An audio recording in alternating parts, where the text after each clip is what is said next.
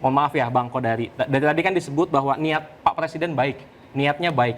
Ya mungkin kita percaya niatnya baik, tapi kalau niatnya kita ngoper Lionel Messi ke tengah lapangan, tapi bolanya keluar stadion, itu kan ujungnya tidak baik juga. Ada perasaan deprived ya, merasa kesenjangan itu tadi yang makin lama makin lebar sampai pada satu titik kemudian itu membuat orang tuh turun ke jalan atau mengekspresikan frustrasinya gitu.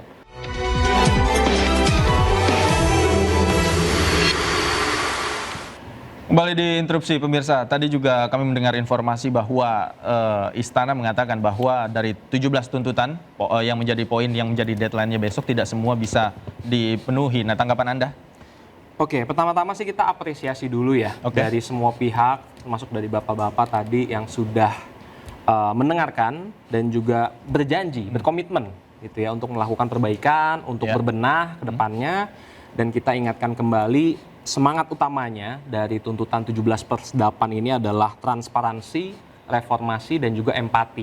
Nah, poin terakhir ini yang jangan sampai dilupakan, isu empati ini. Ini yang bahkan hari-hari ini pun kita masih suka mendengar pernyataan pejabat yang terasa kurang empatik.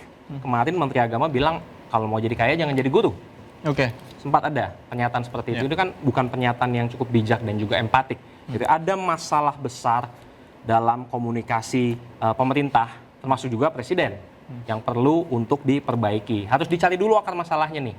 Mohon maaf ya Bang Kodari, dari tadi kan disebut bahwa niat Pak Presiden baik, niatnya baik. Ya mungkin kita percaya niatnya baik, tapi kalau niatnya kita ngoper Lionel Messi ke tengah lapangan, tapi bolanya keluar stadion, itu kan ujungnya tidak baik juga. Niat baik saja tidak cukup. Maka dari itu kita tetap mengawal, meskipun kita apresiasi ya dari kepolisian juga tadi bilang akan mengubah protap dan lain sebagainya, kita apresiasi. Tapi kita akan tetap mengawal, kita akan tetap menuntut seluruh tuntutan tersebut, karena menurut kita ini bukan tuntutan yang mustahil, ini tuntutan yang realistis selama ada political will. Selama ada kemauan untuk berbenah, untuk mereformasi dan merefleksikan diri. Terima kasih. Bang Kodari, komunikasi empati. Ya saya kira wajib ya kalau sudah jadi pegawai, mohon maaf jadi pejabat negara gitu ya. Tetapi begini juga, kita ada banyak yang harus disadari ya. Pertama mungkin pola-pola yang selama ini sudah berjalan dan dianggap taken for granted. Saya tadi katakan mengenai soal ekspektasi publik. Mungkin saya punya keberuntungan karena saya praktis baru masuk ke dalam dan saya lama di luar gitu. Sehingga saya bisa melihat kacamata dari luar. Jadi sekali lagi ekspektasi masyarakat kepada pejabat publik itu ada kayak pakemnya gitu, yaitu kesederhanaan. Nah turunan bagaimana nanti silakanlah didiskusikan operasionalisasinya. Walaupun saya sudah kasih contoh. Yang kedua soal komunikasi. Komunikasi sekarang ini nggak sama dengan komunikasi mungkin 10-20 tahun yang lalu. Karena sekarang ada yang namanya media sosial.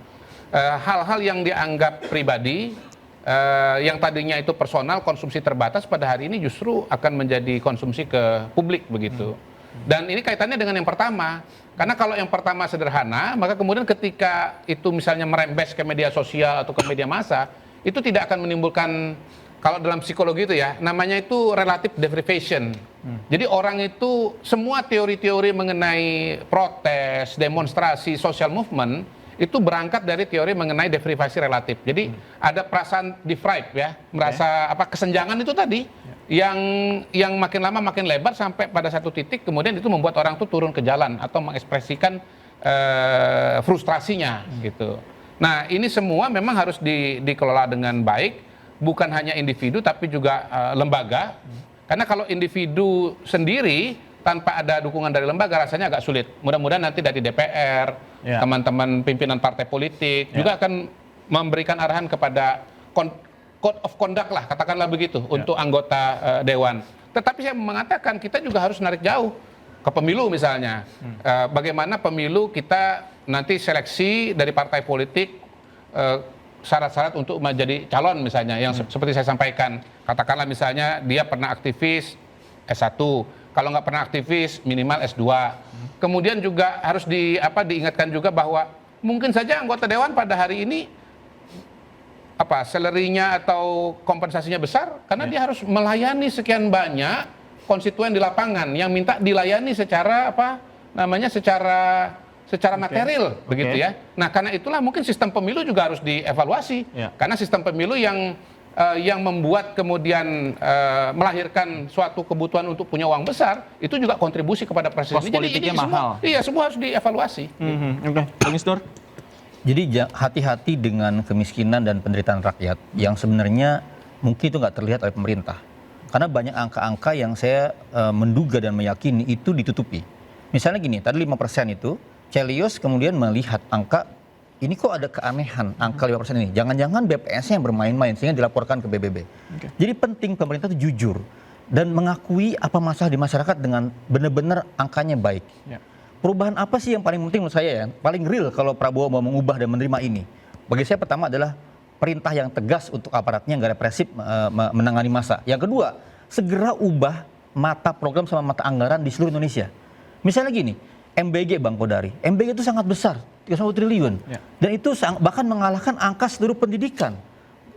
Makannya gratis tapi guru-gurunya nggak bisa bekerja. Masih banyak guru honorer yang gaji kecil-kecil. Jadi harus dirombak seluruh agenda ambisi-ambisi yang menurut saya sangat berdampak kepada anggaran ini. Daerah misalnya, kenapa naikin PBB? Karena dari pusat DAU-DAK dipotong. Itu penting dibaca bahwa dalam skala makro, skala komprehensif, anggaran-anggaran yang harus dievaluasi dan dialihkan kepada yang lebih real di lapangan. Ya. Misalnya apa? Misalnya anggaran tadi ya dibilang Pak Arianto, keamanan pertahanan. Anggaran gas air mata itu hampir 12 miliar setiap tahunnya, data ICW misalnya. Itu dievaluasi, harusnya dihapuskan dong. Masa kita bayar pajak, angkanya dipakai untuk beli gas air mata dan dipakai kemudian membunuh rakyat. Ya. Nah, harusnya anggaran di keamanan kepolisian dicek. Apa sih kepolisian yang paling nggak diperlukan misalnya? Diganti, tadi usulnya apa? Yang lebih humanis, Ya. lebih modern. Jangan lagi ada alat-alat pembunuh dipakai buat menangani demonstrasi gitu. Jadi dievaluasi anggaran kepolisian, anggaran pertahanan misalnya. Ini melonjak tajam besar. Sementara anggaran kesehatan kecil misalnya. Jadi penting anggaran ini diubah karena itulah proporsi dan perubahan terjadi. Yang berikutnya apa? Gaji. Ya. Jabatan. Harusnya kan ini kan aneh, efisiensi tapi jabatannya banyak.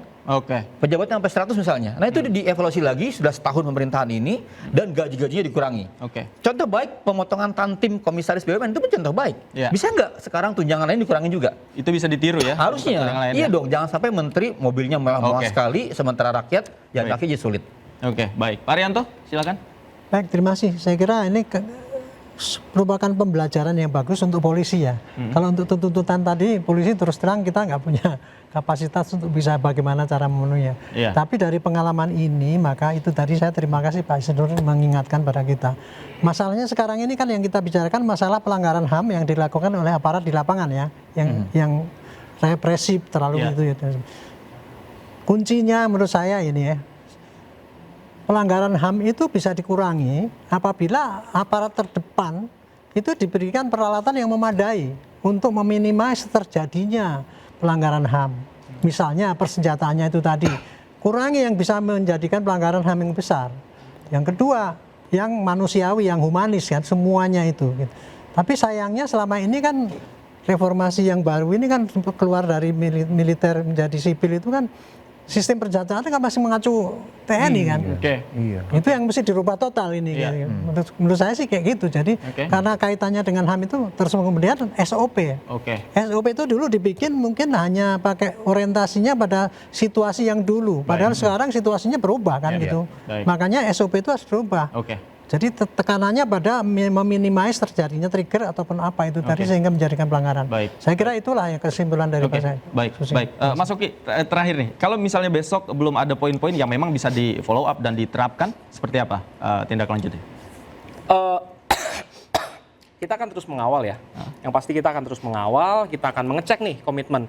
Sampai hari ini sudah ada lebih dari 5 partai yang menyampaikan respons terkait dengan tuntutan 17+8 ini. Ya, ada dari Perindo, dari PBB, PKB, Demokrat,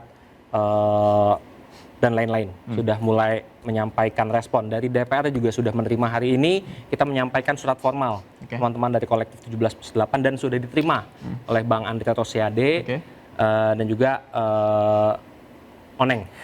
Oleh Mbak Oneng. Tadi sudah diterima dan kami akan menunggu ini, kita akan mengawal. Kalau memang sampai besok ternyata masih banyak yang belum terpenuhi, ini kita bisa melihat memang tidak ada kemauan. Karena sudah dibahas sebelumnya, ini semua tuntutan yang realistis. kita nggak minta untuk bangun IKN dalam seminggu, gitu Oke. misalnya. Enggak, kita semua minta realistis kok. Oke. Di situ. Jadi kita akan melihat political will. Tadi saya kesini naik Gojek, saya ngobrol dengan abang Gojeknya. Gimana nih bang, bakal ada aksi lagi nggak? Kita tunggu sampai besok, Oke. kata abangnya. Baik. Ternyata sudah sampai ke lapisan masyarakat semua. Ya. Kalau belum, nanti kita akan organisasikan Oke. masalah lagi. Itu kata abang Gojek. Jadi Artinya- kita kawal. Oke, dikawal terus dan semua mata tertuju pada deadline besok ya. Di balik 17+8 tuntutan rakyat tersimpan harapan perubahan. Sejarah mencatat suara rakyat tak pernah bisa dipadamkan. Apakah 17+8 tuntutan rakyat akan menjadi obor yang menerangi jalan bangsa menuju masa depan? Pemirsa, Anda yang simpulkan, kami hadirkan diskusinya. Selamat malam, saya Davi Pratama. Sampai jumpa.